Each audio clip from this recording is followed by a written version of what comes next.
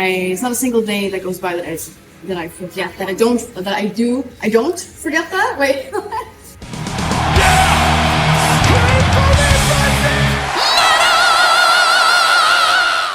Hey everyone, welcome to the channel. My name is Belgian Jasper. If this is your first time at the channel, hit subscribe right now.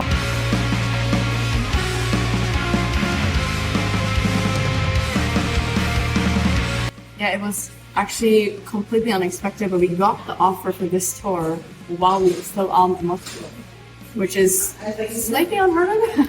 My label said that they had actually never experienced that kind of thing before, so we were feeling very, very privileged to be asked back that soon.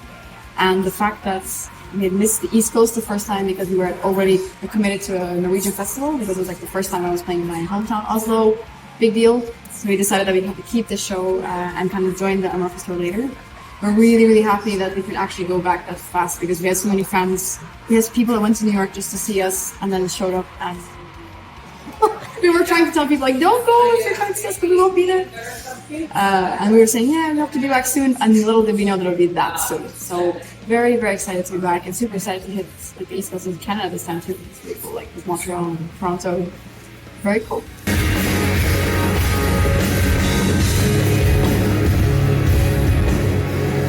We definitely build it in sets because we also have longer playtime this time because we're direct support for Zeal And Ardor, whereas last time we were in the two openers of the tour. So we just played 45 minutes. Yeah, last time we played 3 songs, so it wasn't that much. So we definitely build a set with this in mind, and we know that the last record of Zeal And Ardor was much more heavy. So we also wanted to kind of cater a bit more to that kind of side of their music, and we pulled up some more of the heavy tracks that I've written as well. And yeah, definitely totally different crowds. Like the people we see coming out now, it's really, really different. Like you can feel the ambience is very different, the energy of the crowd is very different. And a lot of people didn't know about us before. That was the same as last time. A lot of people didn't know us before, and they came to see us and were like, oh, it's so cool. And like they discovered our music that night. But I think it's a really interesting bill. I think it's cool. I think it's a very North American bill because it's kind of like a weird, mix of bands, but at the same time it kind of works. Mm-hmm. With the Imperial Triumphant obviously being the most like out there project of the 3 because they have they have all kinds of influences. Being jazz musicians, you can clearly hear this in their music, and they have a very entertaining stage show. If you haven't seen them yet, go see them. Come to our tour and see us and them. And Zeal And Ardor are fantastic. I mean, I've always liked their music since I remember just very clearly a memory of discovering their music through a friend in Paris, which was a really, really black metal head, but he heard their music and he was like, you have to hear this, it's like a black metal project that mixes in like gospel and kind of like this, African American spiritual music. It's so cool. What? That's like a weird, but it's fantastic. And live, it's so intense. But the best part is to see how the members in the band, they just kind of exude this like warmth and I don't know, it's just like good vibes. It's really good vibes. So definitely made us kind of choose a little darker set for this tour, but I think it's still very much the Sylvaine experience, kind of a high contrast and stuff, and we become like a little bit of a glue between the two kind of creepy bands. Like a bit, yeah, creepy in different ways, but still, yeah, a little bit of a kind of like rest there in a bit more ethereal wave, and then we go into Zeal And Ardor towards it. Yeah. Now, you say we play for 45 minutes, that could still be 3 Sylvaine songs. That's a very valid point. I said, we play 4 now. No, we play more. We play 5, I think.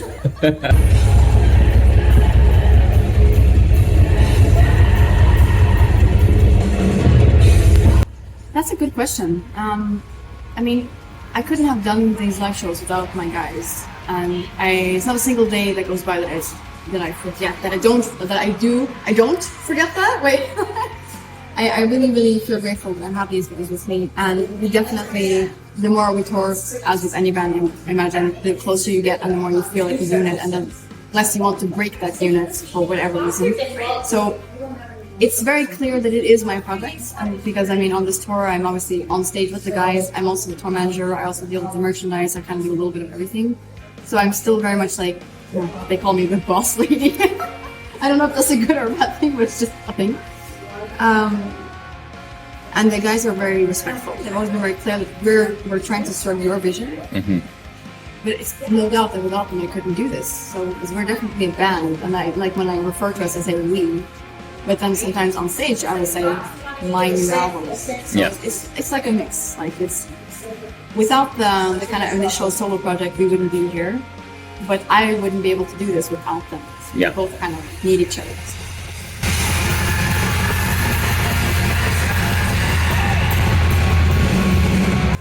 Just last night, I had this like very, very sweet Montreal guy come up to me and say that he knew us from before, but he said that like the music, he discovered it during the Atoms and Lines like album release cycle, and with Nova afterwards, that it helped him through some very dark times. And it's not unusual to get this kind of feedback at shows for us, and I still can't quite believe it.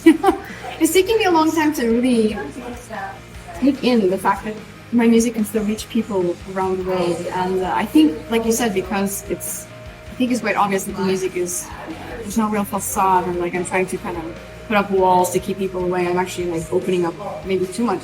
And I've had this question quite a bit in interviews with Nova. Are you afraid it's going to be too personal? Which I don't actually think too personal exists in art. It's sometimes hard to talk about afterwards, because obviously you're making music to try to avoid talking about the subjects, maybe, or not avoid, but just you're not able to really explain it in a cohesive, coherent way. So I think people can pick up on that and they can relate to it. Maybe not in the same way that what I put into it will be the same as they feel, but still, I can have quite a bit of people that come up after shows and at the merch saying this can help me through some dark times, or related to some kind of moment, or it can be even like, my daughter was born and now I'm like playing all this music cover. It's a lot of really, really nice, like kind of personal stuff comes out, and every time I'm kind of like pinching myself, like, is this real? Like seriously, I'm in freaking like Canada, and this person is coming to me and telling me that my music can help me. It's just, I still can't quite believe it.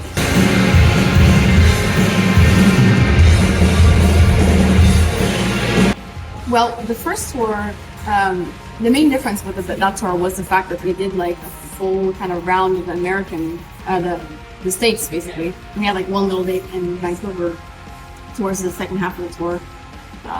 This time we only do from coast to coast, and we kind of weave in and out of Canada as we go. So the distances last time were even bigger. Like we were driving now as well in a van. So it's really taxing on the body.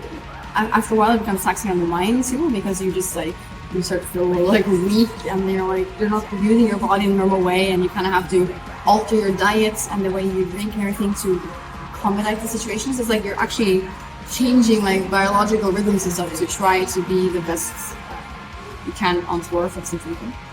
So the biggest difference we did is with I learned a lot on the previous tour, like how the rhythm works, and just how this market works, because it's very different than the European market, and it's very different than touring in Europe. So one of the main differences we did to try to like make the drives and distances a bit more manageable. So we didn't have to spend 6, 7, 8 hours every morning in a car, sleeping maybe just 2 hours. We would do our show, then have to wait until Amorphis was done on the last tour, then load out all of our gear, and then drive to our hotel. It would be maybe like, by the time we arrived there, 1, 2 in the morning, depending on how far it was. Then you sleep for a few hours, and like at 5, 6, 7 o'clock, you're out the door again. And this algorithm is pretty extreme for a month. It can work for like a few weeks, no problem, but like for a full month. So I tried to tweak it this time to make it a little bit more manageable. Yep. So now we're driving some nights and stuff like that, even if we still have a van, so it's not like luxury life by any means. But it works. So far, so good. We'll see how it goes throughout the tour. The second half of this tour, I know it's going to be a bit more intense drives when we get into those places. Trying to live and learn. Trying to make it as easy as I can for my guys, and so we can be in the best possible shape to give the audience the visit.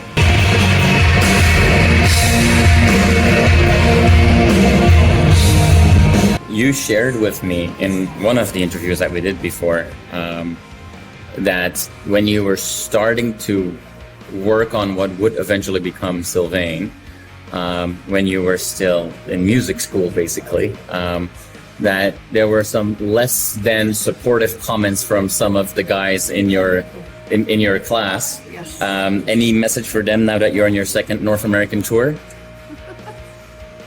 So one side of me wants to go, really? See what's happening now? Look at me now. But the other half is probably like taking a little bit more like, well, don't be so soon to judge you. Don't judge a book by its cover. I know that a lot of people that I've been going to school with, even teachers, and say, I would never imagine if you're the one of all the people in the class that like just went out and actually made it to music. Because I tend to be a bit more quiet, and like I'm not the most person who takes the most space and stuff like that. That sounds like a compliment, but I'm not sure. Yeah, exactly. It's like that's exactly. So what did you say exactly? I think at least, I'm not going to speak on their behalf. I think at least they mean in terms of personality, because I don't think, some people just have that kind of like aura around them. Like when they walk into a room, they really demand attention in whatever way.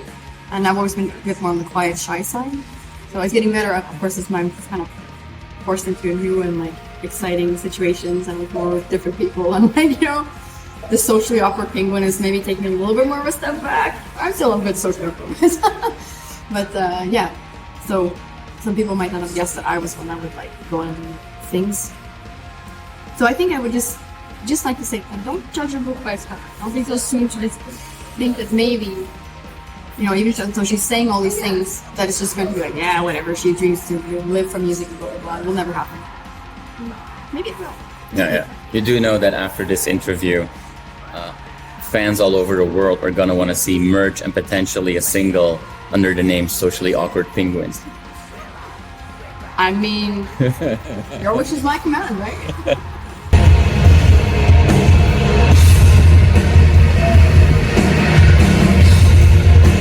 Kid growing up with like Sisters of Mercy and Bauhaus and Susie and the Banshees and like the whole goth scene. I was like, I need to like mark myself with something that's connected to this whole like goth world, because I felt so at home in it growing up as a teenager. I just wanted to like have a little thing that so the world could see, and people that knew me, they're like, she's one of us. So it's more of that actually.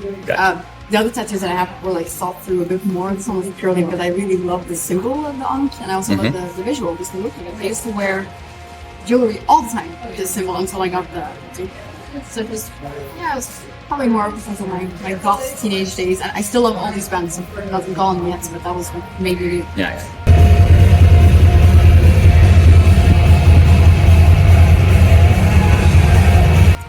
Oh, this is so it's not the first time, but I'm very, very excited to go back to my birth town, San Diego, in California. I haven't been back there since I was born, because I kind of, my mom's Norwegian and my dad's American, and when I was born in San Diego, about like a year and a half later, they moved back to Norway, because they just decided that the systems in there were much more protected than the US system, which I think we can all agree on.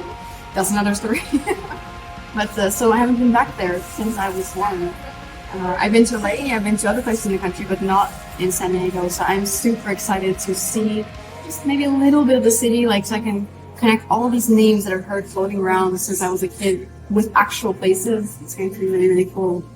And it's also like for my dad, because my dad hasn't been back a whole lot either. It would be like kind of like for him as well. I'll take lots of pictures and maybe try to bring some stuff back home for him. Might even pass through like where he grew up. The Elk Home is where he grew up. I think the drive we take us through Elk Homes. I could technically even see the house he grew up in. So I'm really looking forward to that. So that's not the coolest answer, but it's just, family is so important to me. So that's going to be really cool.